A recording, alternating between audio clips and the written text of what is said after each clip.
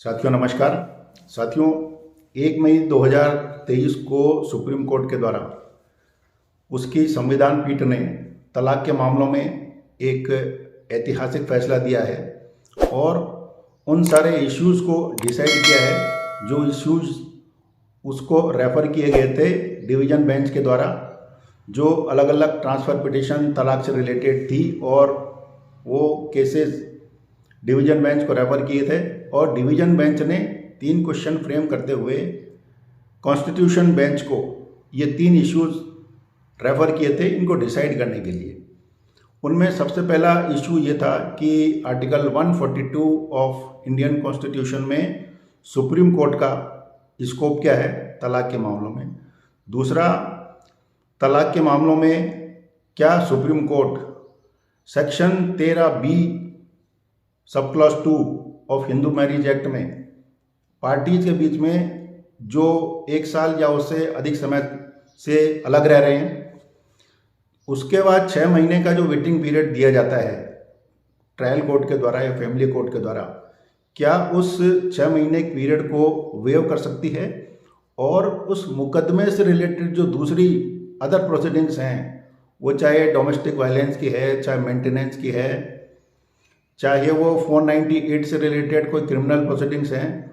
उन सारे केसेस को एक साथ डिसाइड कर सकती है और उस 6 महीने के पीरियड को वेव कर सकती है सुप्रीम कोर्ट। ये दूसरा सवाल था। और तीसरा सवाल ये था कि क्या सुप्रीम कोर्ट कंप्लीट जस्टिस प्रदान करने के लिए बजाय पार्टीज को, जहां पर मामला ऐसा है कि इर्रिट्रेबल ब्रेकडाउन ऑफ मैरिज के आधार पर दोनों पार्टीज तलाक चाहती हैं, यानी ऐसी स्थिति शादी में आ चुकी है कि पार्टीज एक साथ रह नहीं सकती हैं और शादी की स्थिति पुनर्स्थापित नहीं हो सकती, बिल्कुल टूटने के कगार पे जहां शादी आ चुकी है, ऐसे केसेस में क्या सुप्रीम कोर्ट अपनी शक्तियों का प्रयोग करते हुए बजाय पार्टीज को ट्रायल कोर्ट में भेजे खुद डाइवोर्स की डिग्री प्रदान कर सकता है, जहां पर कि इवन अपोजिट पार्टी उस केस का विरोध कर रही हो। ये 3 क्वेश्चन थे। तो इन 3 क्वेश्चंस को डिसाइड करते हुए सुप्रीम कोर्ट ने 60 पेज का एक बहुत ही महत्वपूर्ण पुराने जजमेंट्स और उन सारी व्यवस्थाओं का विवेचन करते हुए जजमेंट दिया है, जिसमें सुप्रीम कोर्ट ने पहला सवाल यानी सुप्रीम कोर्ट की 142 आर्टिकल में क्या स्कोप है, क्या शक्तियां हैं तलाक के मामले को लेकर के, सुप्रीम कोर्ट ने ये बिल्कुल स्पष्ट कर दिया है कि सुप्रीम कोर्ट अगर चाहे तो अपनी शक्तियों का प्रयोग करते हुए कंप्लीट जस्टिस प्रदान करने के लिए प्रोसीजर और उससे रिलेटेड लॉ को हर केस के फैक्ट्स को देखते हुए अवॉइड करते हुए अपनी शक्तियों का प्रयोग कर सकता है और इन शक्तियों का प्रयोग करते हुए डाइवोर्स की डिग्री प्रदान कर सकता है पार्टीज के बीच में। दूसरा, सुप्रीम कोर्ट के सामने जो सवाल था उसमें सुप्रीम कोर्ट ने ये डिसाइड किया है कि पार्टीज अगर एप्लीकेशन लगाती हैं ट्रायल कोर्ट के सामने और ट्रायल कोर्ट से होते हुए वो हायर कोर्ट में जाती हैं और अलग अलग प्रोसीडिंग्स पेंडिंग हैं और काफ़ी लंबे समय से वो एक दूसरे से अलग रह रहे हैं, तो ऐसे केसेस में सुप्रीम कोर्ट ने डिसाइड किया है कि बजाय उन पार्टीज को ट्रायल कोर्ट के सामने भेजने के और म्यूचुअल कंसेंट के आधार पर अगर वो एप्लीकेशन लगाती है तो 6 महीने तक के पीरियड का जो प्रोविज़न है उसका वेट करने के सुप्रीम कोर्ट अगर चाहती है तो उस 6 महीने के पीरियड को वेव कर सकती है और उससे रिलेटेड जितने भी प्रोसीडिंग्स हैं जो अलग अलग कोर्ट्स में पेंडिंग है उनको एक साथ डिसाइड कर सकती है, उनका डिस्पोजल कर सकती है, उनको क्वैश कर सकती है। कारण इसके पीछे सबसे ये है कि सुप्रीम कोर्ट ने ये माना है कि जहां पार्टीज को लगता है कि हम साथ रह नहीं सकते, तो सिर्फ डाइवोर्स की डिग्री लेने से काम नहीं चलता है। पार्टीज को जो अदर प्रोसीडिंग्स हैं, जो अदर केसेस पेंडिंग है, उन केसेस में अलग अलग एप्लीकेशन लगाती है उनको डिसाइड करवाने के लिए और उसमें काफ़ी लंबा समय निकल जाता है।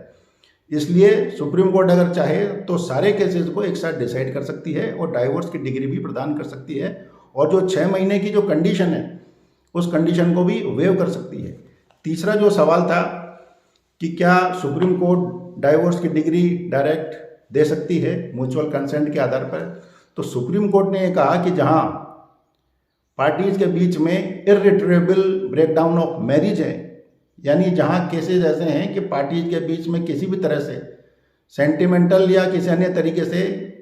शादी के संबंध दोबारा स्थापित होने की कोई संभावना नहीं है, तो कंप्लीट जस्टिस प्रदान करने के लिए सुप्रीम कोर्ट अगर चाहे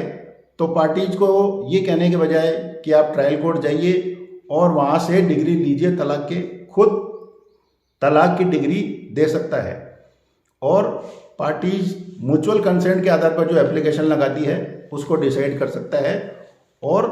उन सारे बंधनों से मुक्त कर सकता है जिस बंधनों से मुक्त होने के लिए उन्होंने वो एप्लीकेशन लगाई है। तो ये 3 बेसिक इश्यूज सुप्रीम कोर्ट ने डिसाइड किए हैं। ये डिसाइड करने के साथ साथ सुप्रीम कोर्ट ने ये भी कहा है कि ऐसा नहीं है कि ये केस डिसाइड हो गया है, इसका मतलब ये है कि कोई भी पार्टी शादी होने के तुरंत बाद 1 साल के बाद सुप्रीम कोर्ट में आएगी और सुप्रीम कोर्ट में कहेगी कि साहब आपने ये रूलिंग दी थी, इस जजमेंट के आधार पर हम तलाक चाहते हैं, और सुप्रीम कोर्ट उसमें तलाक की डिग्री तुरंत पारित कर देगी। सुप्रीम कोर्ट ने इन सारे केसेस में स्थिति वो डिस्कस की है जहां काफ़ी लंबे समय से अलग अलग कोर्ट में या सुप्रीम कोर्ट में तलाक से रिलेटेड कोई मैटर पेंडिंग है, उनको डिसाइड करने के लिए सुप्रीम कोर्ट ने ये जजमेंट दिया है। इसलिए साथियों, इस जजमेंट का फ़ायदा ये है कि जहां लंबे समय से तलाक के मुकदमे पेंडिंग हैं वहां कोई भी पार्टी सुप्रीम कोर्ट में जाकर के ये कह सकती है कि म्यूचुअल कंसेंट के आधार पर और इर्रिट्रेबल ब्रेकडाउन ऑफ मैरिज के आधार पर तलाक की डिग्री पारित की जाए। सुप्रीम कोर्ट सारे मामलों को देखते हुए, उनके तथ्यों को देखते हुए इस जजमेंट के आधार पर जो कि संविधान पीठ ने निर्धारित किया है, तलाक की डिग्री प्रदान कर सकता है। और अगर अपोजिट पार्टी उसका अपोज भी करती है तो भी सुप्रीम कोर्ट ने ये कह दिया कि वो खुद इस मामले में दखल दे करके अपनी शक्तियों का प्रयोग करते हुए तलाक की डिग्री पार्टीज के बीच में प्रदान कर सकता है। ये जजमेंट उन सब लोगों के लिए काफ़ी महत्वपूर्ण है जो शादी की लाइबिलिटी से मुक्ति चाहते हैं, लेकिन प्रोसीजर कानून का ऐसा बना हुआ है कि उस प्रोसीजर की वजह से काफ़ी समय लग जाता है और पार्टीज दोबारा शादी कर नहीं पाती हैं। इन सारे केसेस में रिलीफ देने के लिए सुप्रीम कोर्ट का ये जजमेंट बहुत ही महत्वपूर्ण है। साथियों, मेरी आपसे विनती है कि इस चैनल को आप सब्सक्राइब करें और बेल आइकॉन को दबाएं ताकि समय समय पर जो भी नोटिफिकेशन और वीडियो हम लोग आपको भेजते हैं वो आपको प्राप्त होते रहें और आप अच्छे जजमेंट से और कानून की बारीकियों से लाभान्वित होते रहें। आज के लिए इतना ही, धन्यवाद।